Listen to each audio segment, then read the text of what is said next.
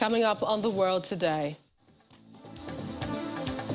China says it is sanctioning U.S. Speaker Nancy Pelosi and her immediate family members in response to her visits to Taiwan.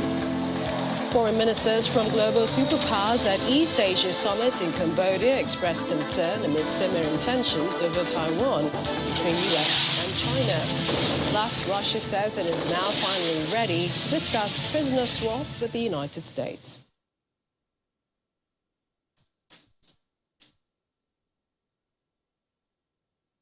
Hello and welcome to the program. I'm Millicent Walker in Lagos. The fallout from the recent visit to Taiwan by Nancy Pelosi, the Speaker of the United States House of Representatives, continues to reverberate. Beijing has announced sanctions on Pelosi and her immediate family members in accordance with relevant laws of the People's Republic of China. China's foreign ministry says in disregard of China's grave concerns and firm opposition, Nancy Pelosi insisted on visiting Taiwan, which constitutes a gross interference in China's internal affairs.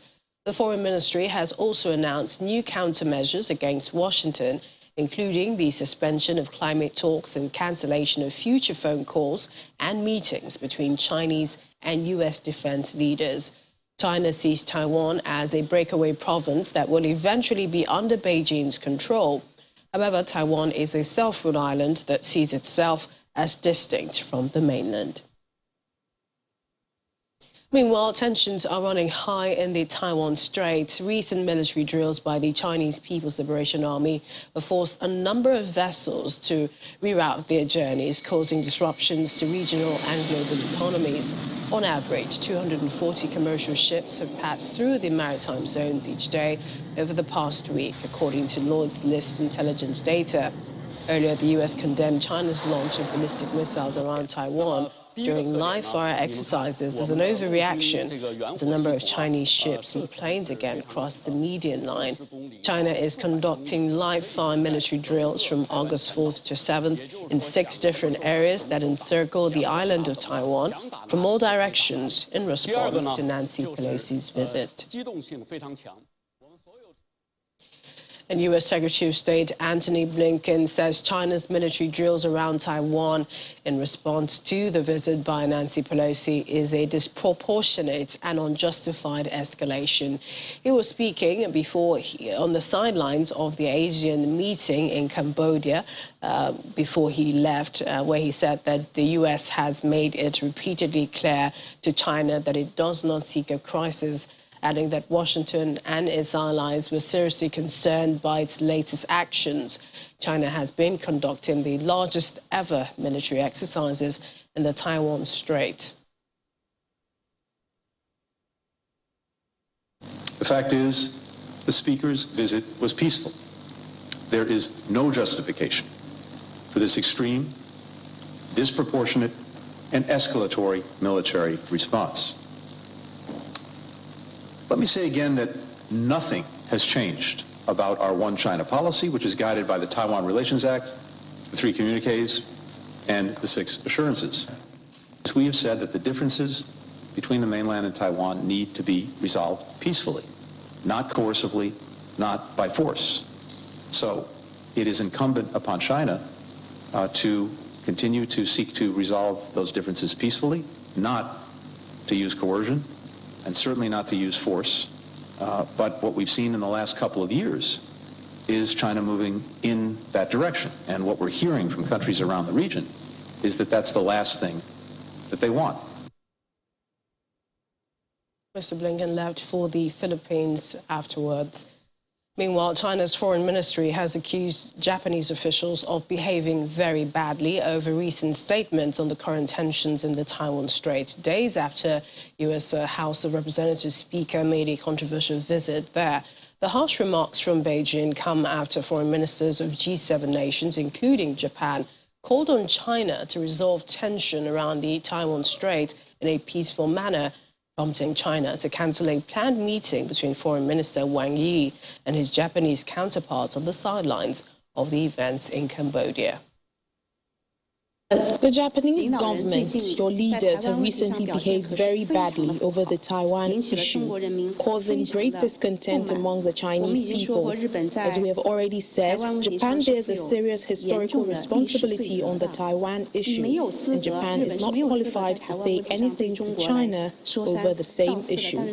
But recently, when Japanese Prime Minister Fumio Kishida met with Pelosi, he made some very bad remarks.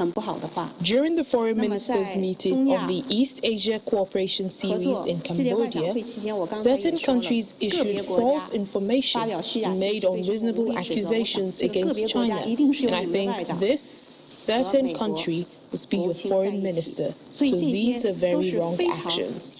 China has repeatedly reiterated and emphasized our principled position on the Taiwan issue and has pointed out that the current situation in the Taiwan Strait is all due to Pelosi's insistence on going her own way, despite China's firm opposition and repeated advice from all sides.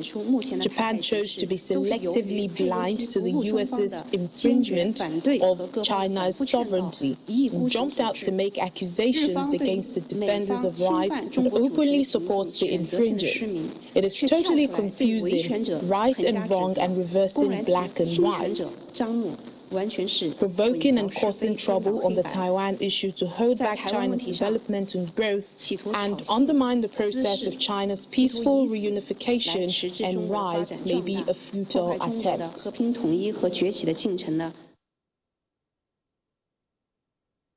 And more from the Association of Southeast Asian Nations. Cambodia's Foreign Minister Prak Sokhon chaired the 29th Asian Regional Forum today and advocated the summit's role in making significant achievement in terms of confidence building and preventive diplomacy. It comes amid tensions between Taiwan, China and the U.S. Diplomatic relations were at a low point for Beijing and Washington after China fired missiles during military drills around Taiwan and said it would impose sanctions on U.S. House of Representatives Speaker. The ARF was attended by ministers, representatives from the U.S., China, Russia, Japan, South Korea and Australia.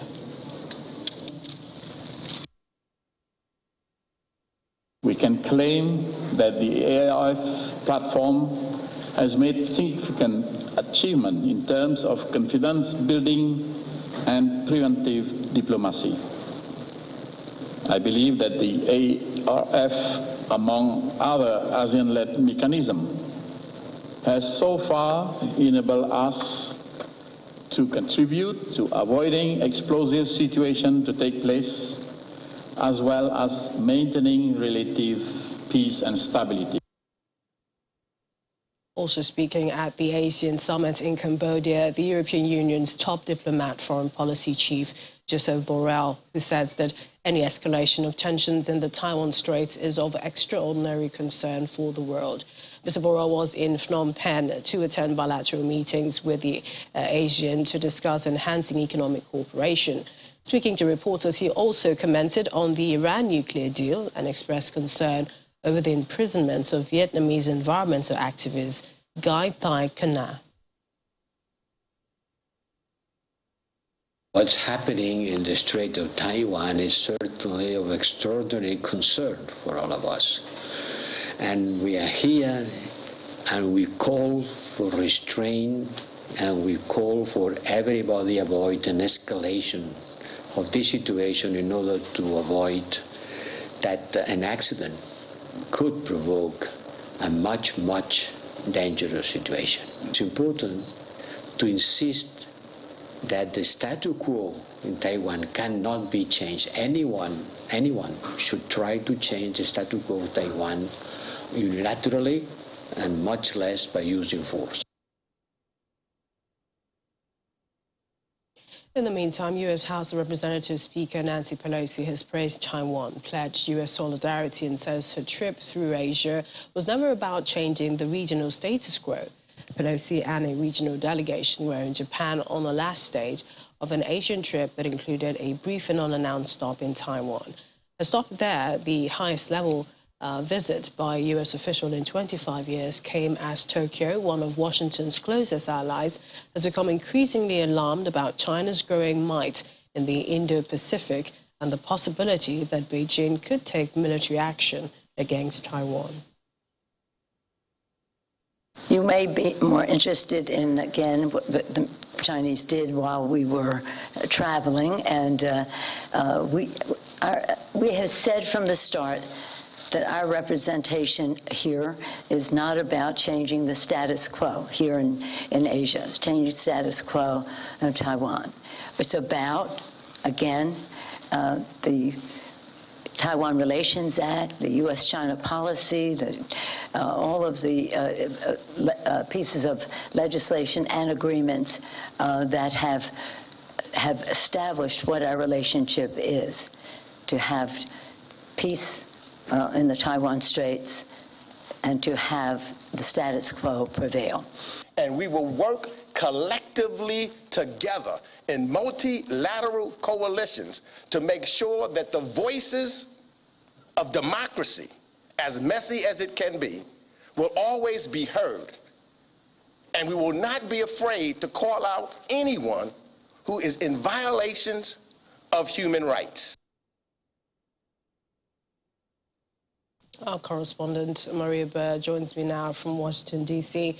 Maria, what's been the reaction of Mrs. Pelosi's visit? She came back to the U.S. What are you hearing?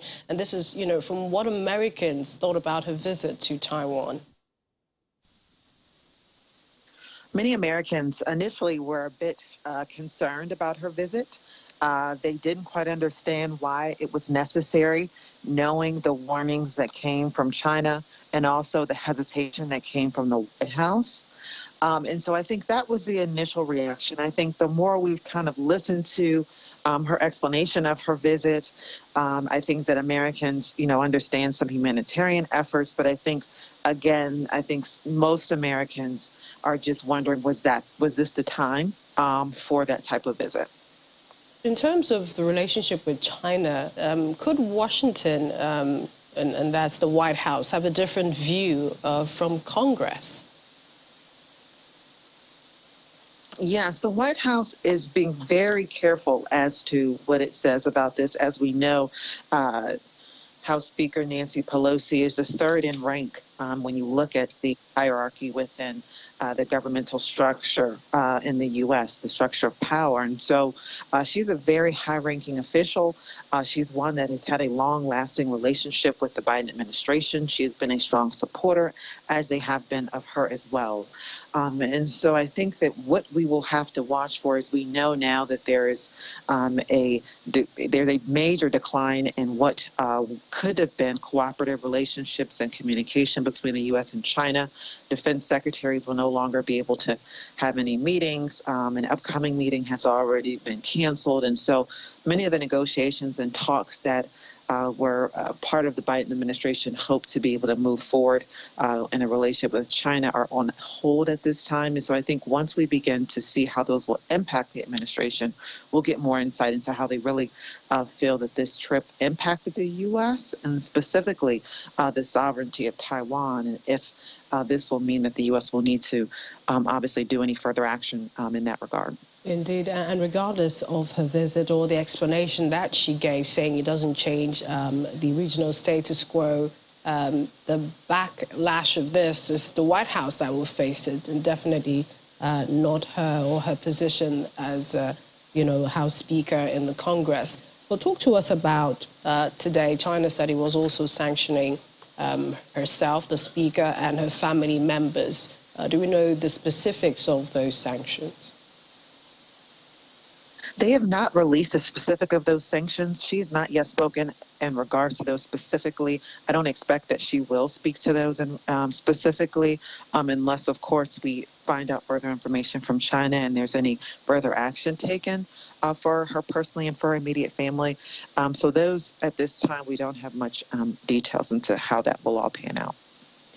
And what, finally, does the White House make of these tensions which now exist following her visit? The way China has responded, the show of force, Taiwan is saying it's encroaching into its territories. The EU saying they're worried. Moving forward, what's the plan to douse the tension or its future relationship with China? The president is going to be very strategic, as he has been with the relationship. And I think the goal is not to increase tension. I think the goal is to mitigate tension. And so we know that China-U.S. relationships have in limbo here recently, but we also know U.S. and China are some of the most largest economic powers in the world. And so it is vital that they are able to come to some sort of agreement and be able to have a peaceful relationship, if at all possible, at least one that is not escalated and increased tension. Our Washington, D.C. correspondent Maria Bird joining us there. Thanks, Maria. Well, staying on the Pelosi's visit to Taiwan, a Russian political official says the United States will bear the obvious but grave consequences caused by U.S. House of Representatives Speaker Nancy Pelosi's visit to China's Taiwan region. Maria Butina, member of the Committee on the International Affairs of Russia's State Duma, stresses that every sovereign state has the right to implement policies and to deal with its internal affairs. Butina said China will eventually solve the Taiwan question. She says China has very correctly and clearly stated its position that U.S. interference in China's internal affairs is unacceptable. The consequences of Pelosi's visit amid the clear statements are obvious, and China will never forgive such actions by the United States. China has very correctly and clearly stated its position that U.S. interference in China's internal affairs is unacceptable. The consequences amid the clear statement are obvious, and China will never forgive such actions by the U.S. Taiwan is still there after Pelosi's departure, and it is very correct for China to take all necessary measures to ensure its own territorial integrity. Every sovereign country has the right to implement policies and deal with its own internal affairs, and the stance must be supported. Similar provocative actions by the Western or any other country are absolutely unacceptable. China will never neglect such actions by the U.S., and China will eventually win and defend its sovereignty and territorial integrity despite the manipulations of Americans.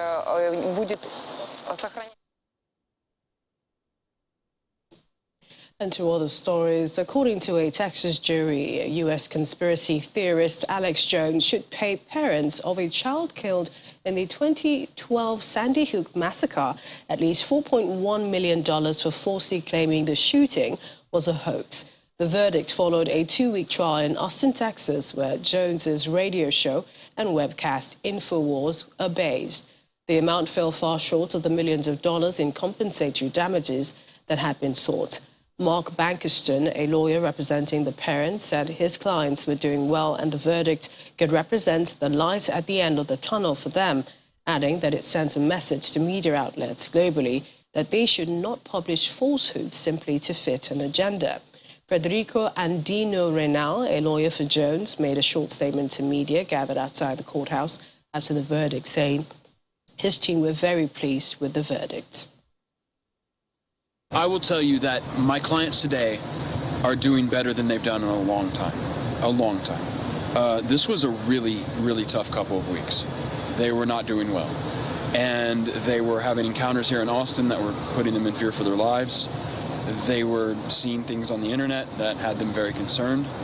And this was a long journey they knew was coming.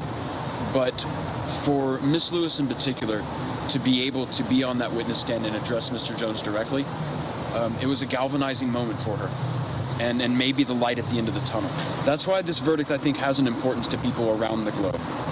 That if you can send a message to the various media in this world, not just Alex Jones, but to all of them, to say you can't do this to private people. You cannot torment their lives to push lies that you know are lies to fit an agenda.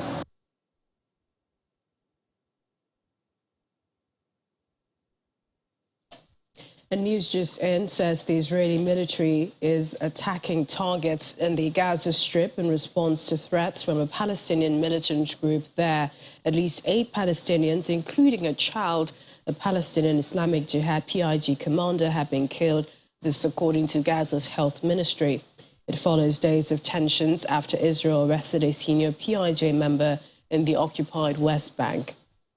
The Gaza-based PIG had threatened to hit back by bombing central Israel.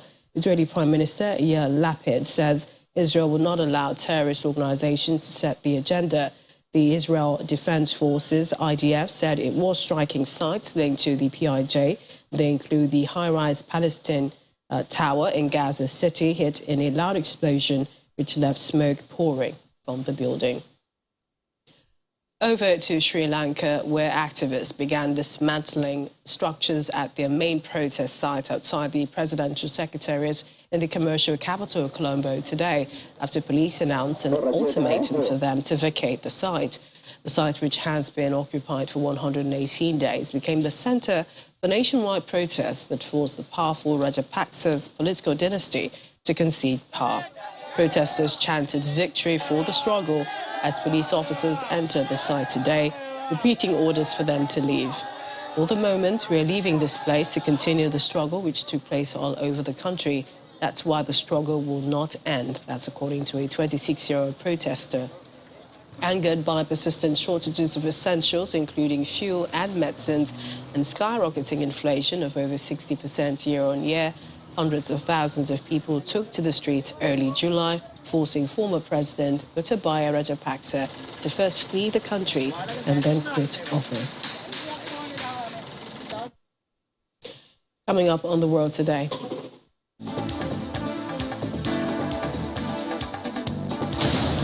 Continuing with our Russia invasion of Ukraine, as residents near Europe's biggest nuclear plant fear another Chernobyl if fighting gets too close. Stay with us.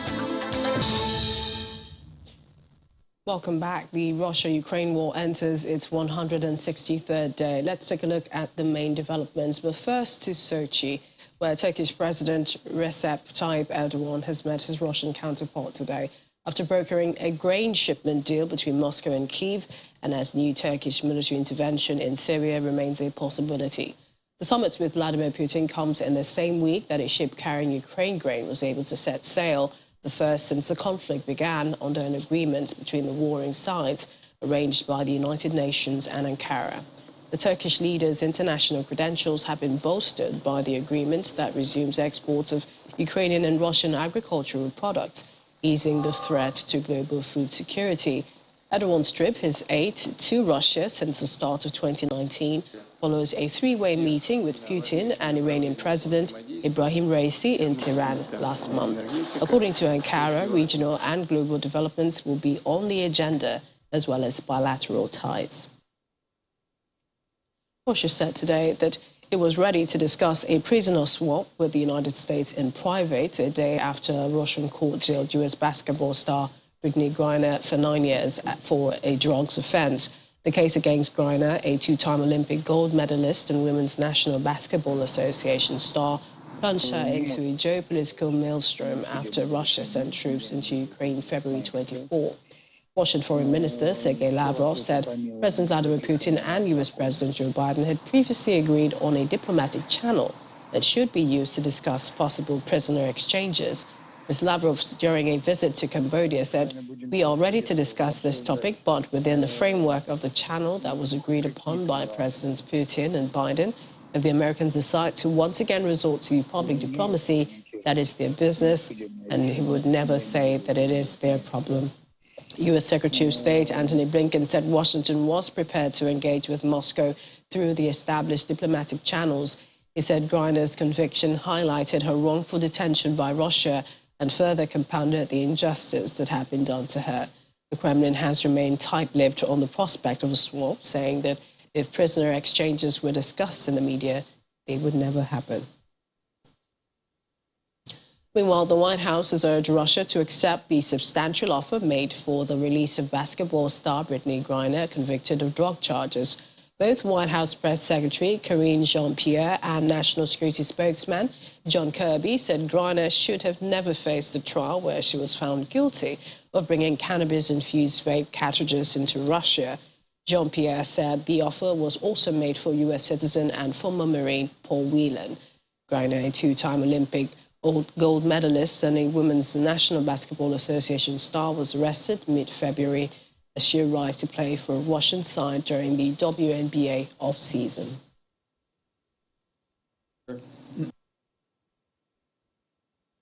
Russia is wrongfully detaining Brittany. She never should have had to endure a trial in the first place. As you all know, we have made a substantial offer to bring her and Paul Whelan home. We urge Russia to accept that proposal. I know everybody is making some assumptions here about what that proposal is. I won't go into detail about it, but it's a serious proposal. We urge them to accept it. They should have accepted it weeks ago when we first made it. We have seen similar maximum sentences for drug charges of foreigners in Russia. They typically, it's just historically speaking, foreigners that are arrested on drug charges and then convicted under their system tend to get much higher sentences than would be Russian citizens. Brittany Griner's former high school basketball coach said the WNBA star is misunderstood and expressed disappointment in Griner's imprisonment, conviction and sentencing to 9 years in Russian prison Thursday. Debbie Jackson coached Griner at Houston's Nimitz High School, where Griner graduated in 2009. Jackson was a coach at the school from 1991 to 2012.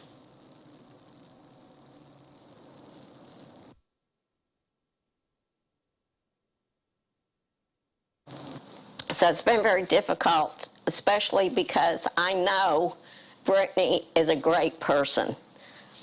She was a great person in high school. She never craved the limelight, and really throughout her college career and her professional career, she's not one that wants to be in the limelight. She just wants to do her job. She loves her teammates. She always gives credit to her teammates. It's never been about her and how she can be the star or the superstar, even though she is one.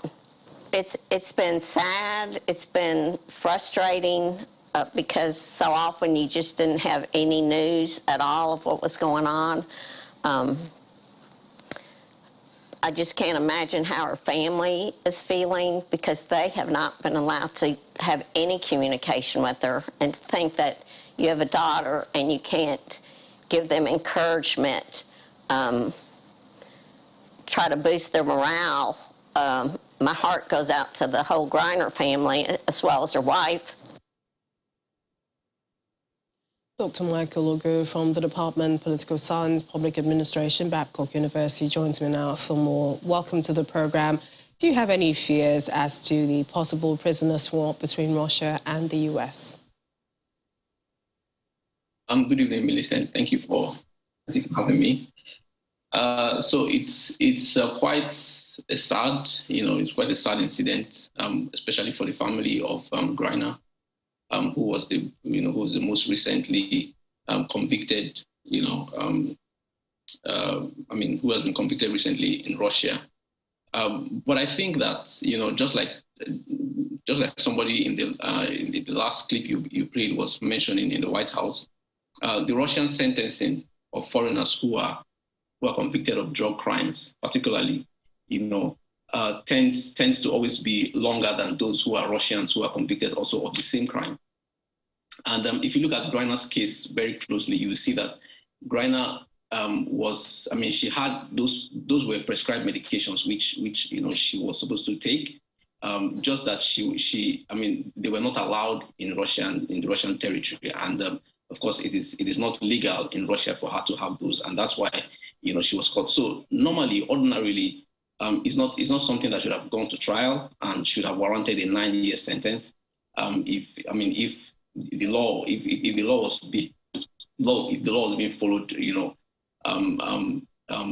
fairly, basically.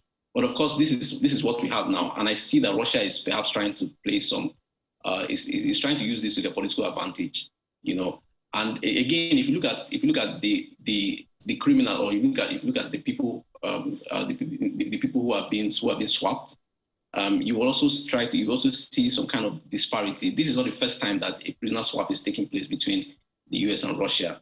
There was one in April too, where a former U.S. Marine was also swapped with a convicted drug smuggler. A Russian drug smuggler was swapped between Russia and the U.S. in April. So this is not the first time. And of course, in these two cases, you can see that the swap, the Russians who are in U.S. prisons are there for legitimate crimes, drug trafficking, arms trafficking, whereas those who are in the Russian prisons are there for things that can actually be excused, fairly speaking, in terms of law. So there seems to be a disparity in the individuals and the cases, but of course, Russia, is trying to play some is trying to make some political gains with this. And I think that if the US, like of course there have been speculations that if the US goes through with this and releases this merchant of debt, as he's popularly called, that could also be a very serious threat to the US national security, and Americans who are also living in America and outside of America. So I think that there's a potential threat, which also calls for some kind of caution in how this prisoner swap, this particular one, is being handled. You mentioned the former swap deal, which involved Trevor Reed and the Konstantin Yaroshenko, which appeared to be 1-1. But this time the U.S. is saying 31-year-old athlete and then former Marine Paul Whelan, and then of course Russia is saying this. But another thing that's happening is Russia is saying that it doesn't want the U.S. to use it calls it megaphone diplomacy, saying that they should sort this out in private. Why do you think it's insisting on discussing this matter privately? Well, I think it's a very sensitive issue, number one, and of course the U.S. press secretary and the other man who was speaking were not also very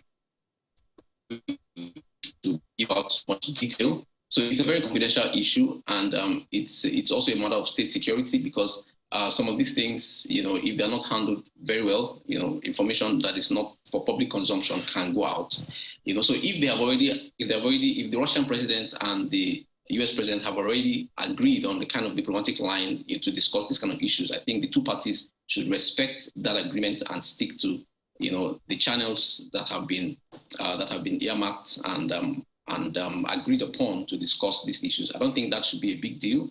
The point should be, resolving the issue and getting the young lady back to her family, and of course the other American who is also in jail, who has been in jail, back to his family as well. So I think the channel should not be so much of an issue, but rather, the swap, if it's possible, or by whatever other means that these Americans can be brought back home. I think that should be the concern.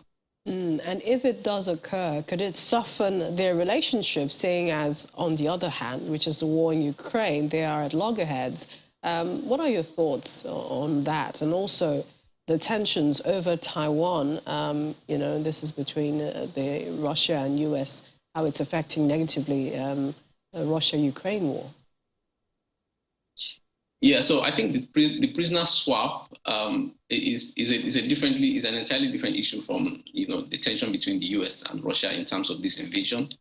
Being that, of course, like we mentioned, one swap has already successfully taken place earlier this year, and this is just another one. So I think these are two separate issues. Even though, of course, there's an overlap and there are influences here and there, on all these issues. But be that as it may, it is possible. Of course, we cannot completely separate these issues. So it's possible that if perhaps these deals are successfully brokered, then it could also positively be an influence on the U.S. Russia tension in terms of the Ukraine invasion.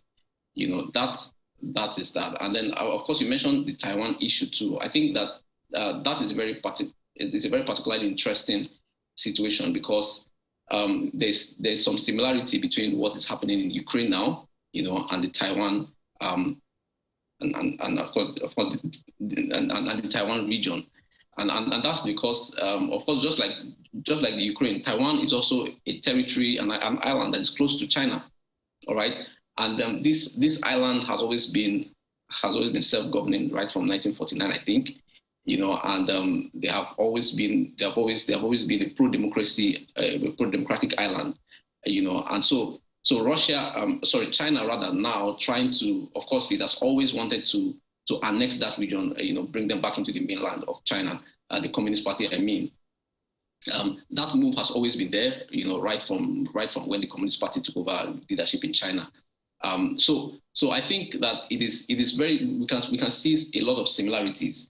And then, of course, if the US is not cautious, in how they go ahead with supporting their allies, which of course is the Taiwanese region is of course a very major ally of the US. If they're not cautious, then of course it can escalate and become what we're seeing now in the Russia-Ukraine crisis. Now, the Nancy Pelosi visit, I don't think that was a very necessary, stunt to pull this past week. There could have been other ways to go about that. So I think that was a very major negative, move in terms of this tension and the US, and of course China in question too, But of course I think that as time goes on, there has to be caution. There has to be caution between the US, between China in addressing this issue, and of course we can see that territorial integrity is becoming a lot more. It's becoming a lot more of political concern, in this dispensation. Of course, with Ukraine, with Taiwan,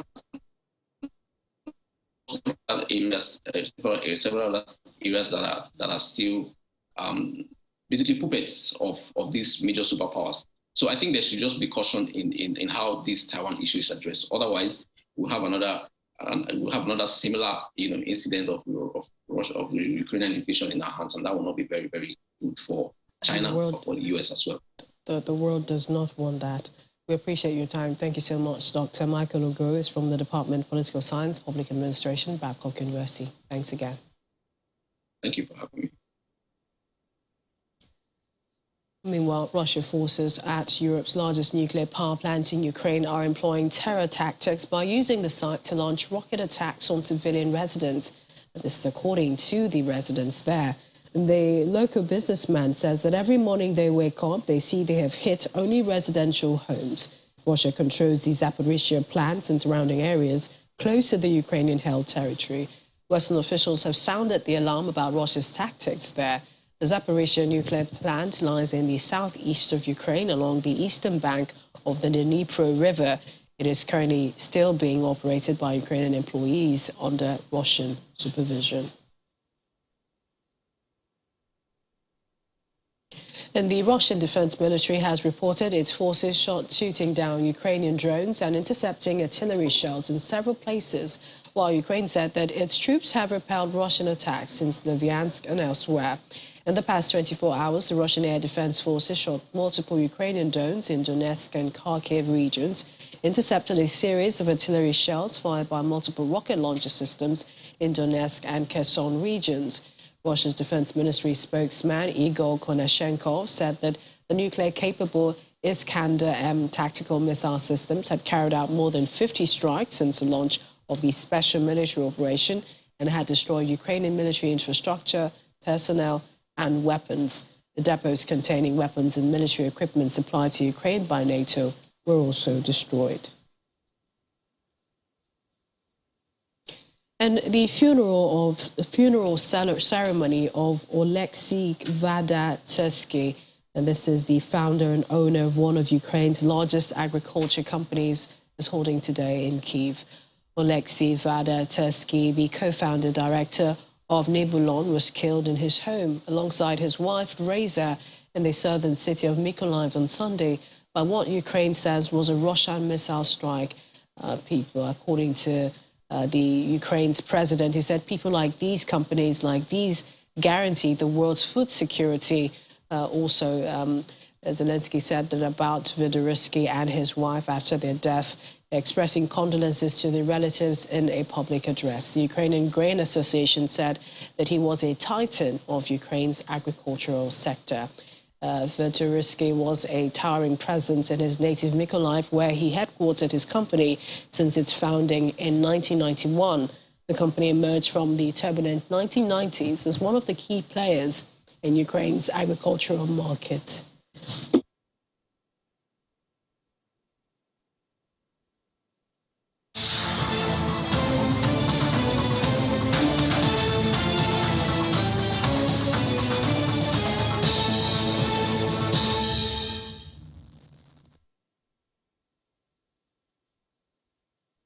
Still ahead on the program. British store covered classics gets a makeover as ice cream. Stay with us for more.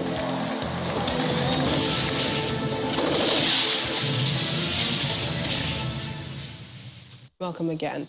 Germany, like many European countries, is facing an onslaught of economic issues. The war in Ukraine, soaring energy prices, inflation, and the threat of climate change.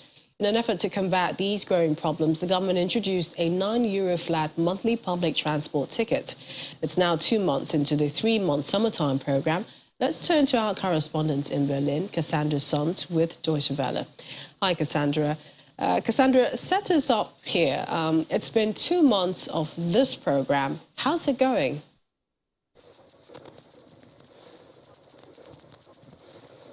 Well, it's a bit of a mixed bag. So let's break the stakeholders into 3 parts. First, there are the users or the riders. For a lot of everyday Germans, they're loving it. €9 a month is a fraction of a normal monthly ticket. And the really nice part about this one is it's largely universal within Germany. It works with buses, all local metros, and regional trains. It doesn't work with the famously fast ICE trains, though, so there is a bit of a trade-off. So if you're looking to travel this summer, especially within Germany, this has been a literal golden ticket for holidaymakers. However, it hasn't been all smooth sailing. There are plenty of horror stories and pictures on social media from users across the country of overcrowded trains or overburdened trains that are then late or canceled altogether.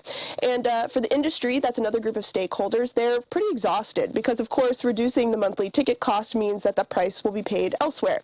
There is support from the government, which allocated €2.5 billion to the program, but the ticket is so popular that has meant really crowded trains in some parts of the country. That means extra wear and tear and overworked transport workers. One union official told a paper here in Germany that the €9 ticket is literally making workers sick from burnout. And of course, one other group that we have to consider here is the government. Politicians are kind of split, and there's a debate raging here. The Greens love the program and want to extend it in some form. They, like the name implies, are thrilled by the potential energy savings and the positive effects on the climate. They're pushing for a flat €29 ticket. Meanwhile, one industry group is calling for a €69 monthly ticket. For the more fiscally minded Free Democratic Party, for example, though, they're not as thrilled. They say it's too expensive, and prior to the COVID-19 pandemic, there was a rule on the books here in Germany that the government had to have a balanced budget, but that rule was put on hold to address various pandemic crises, but that rule is supposed to come back next year. So even though the ticket is fairly popular here in Germany, it hasn't translated into broad political support so far. Okay, so it sounds like there are a lot of riders, and of course that comes with a bit of a downside. Are German officials calling the program a success? Did it achieve its goals?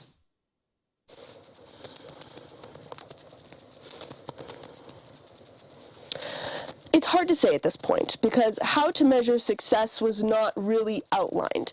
The reasons for starting the program, inflation and high energy prices, are still big concerns, so we can't really measure success that way. But let's look at the data. There were 21 million of these €9 tickets sold in June alone. That was the first month of the program, of course, and so there's little doubt that it's popular. And it's not just people who are taking advantage of a sale. One survey by a public transit association showed a 25% increase in public transport users, and 20% of people who bought these tickets were not previously using the system. But a lot of analysts are skeptical because if the primary goal of getting people to ditch their cars, for example, or if the primary goal was to rely less on fossil fuels, it's unclear if that was achieved because summer is a time when tourists and visitors come to or travel within Germany. Right now, critics, like I said, they're skeptical. They say maybe it's just actually holidaymakers taking advantage of the system and not Germans who really need the assistance and relief.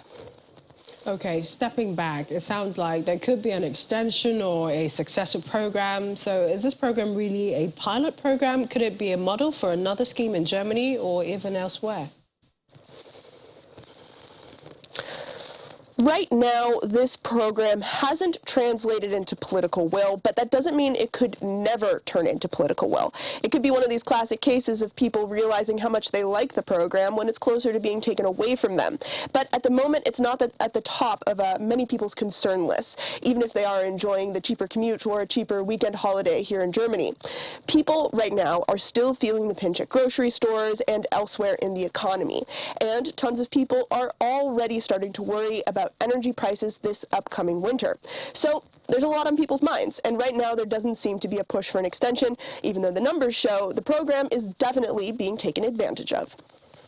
Cassandra Sands, Deutsche Welle correspondent, joining me there from Berlin. Many thanks. Over to the U.S., being plagued with rapid spread of infectious diseases, COVID-19 and now monkeypox. The U.S. president is now testing positive for COVID for a second time.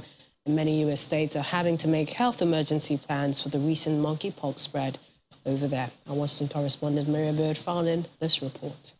The U.S. COVID-19 rates are under close watch as hospitalizations in July were the highest they've been in months, averaging 400 deaths per day. But many scientists are concerned that COVID has just plateaued over the past 6 months, with exceptions to July. They are concerned that the U.S. may not be able to fully eradicate COVID, especially as the U.S. president has recently been in isolation after testing positive again.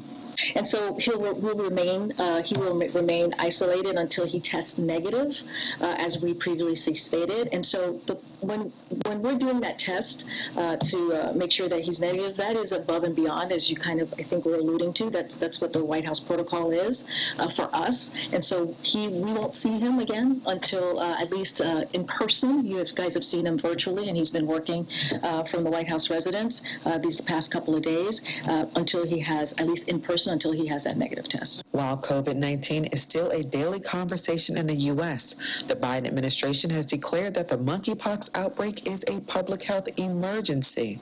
We are going to do everything that we can to end this outbreak. That is our commitment, and that's what we're going to make sure that we do that. So, as you all know, the monkeypox outbreak has evolved rapidly and uniquely from prior outbreaks. So we are in a different, it's a different dynamic than it was the last couple of times, because monkeypox has been here in this country before. And so we have aggressively responded at different stages of this outbreak. As soon as we saw that this outbreak was different and transmitting much more rapidly, we quickly moved to order tens of thousands of more doses. So just to give you a little bit of the numbers that we have made more than 1.1 million doses available and shipped more than 600,000 doses. Those are currently out there going into jurisdictions to states. And so, and with more being delivered each day, we also have ordered 5.5 million additional doses, which are helping us get more doses out sooner, knowing that more are on the way. While White House Chief Medical Advisor Dr. Anthony Fauci says Americans don't need to be overly concerned about monkeypox, but they should be cautious. You don't want to panic people because there's no need to be overly concerned now, but at the same time that you're not currently overly concerned, you should be currently very observant and currently very careful and currently on top of what's going on and following it very carefully.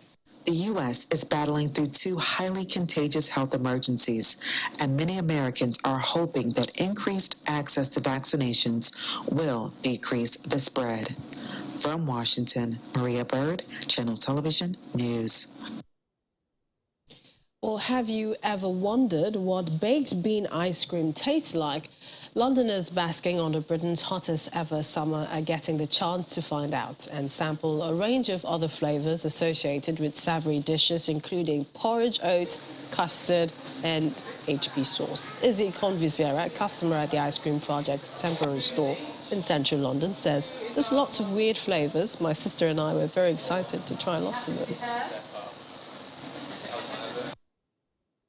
So this is the ice cream project created by Anya Highmarch. So this is all about elevating the everyday flavours. So we've taken British store cupboard classics and turned them into ice cream. So we have flavours like Heinz baked beans, mayo, ketchup. We also have Quaker rolled oats, PG tips, all of the fun things that you usually get in your store cupboard. So we actually sold out of 6 weeks worth of ice cream in 4 days. So we've been really, really popular, really positive reaction from the public. Lots of people coming in, returning as well every single day to try 2 flavours a day, let's say. So we've got our own regulars, which is really lovely. We came early this morning. We've been so excited the whole day, and we had to come and try all these amazing flavours. I'm so impressed. It's such fun, and it's great for the kids. And yeah, we were excited, weren't we? Yeah, there's lots of weird flavours, and me and my sister were very excited to try lots of them. So some ice cream with a twist. That's our program this evening. Thank you for watching. I'm Millicent Walker. Have a good evening.